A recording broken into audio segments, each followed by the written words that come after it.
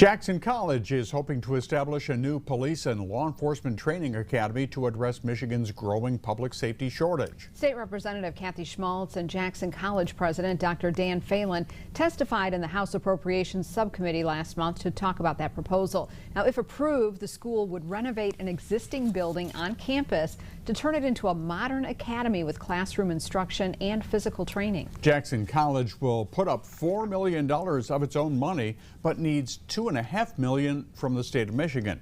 The college president says it would be worth the investment. We bring this request forward because we genuinely believe there's a need. It is real, the regional demand is sustainable, and the opportunity to strengthen Michigan's law enforcement pipeline while helping prepare individuals to serve with professionalism, integrity, and sound judgment and courage is both timely and important. Jackson College previously operated a police academy, but it was discontinued back in 1985 due to financial constraints. Well, sometimes it feels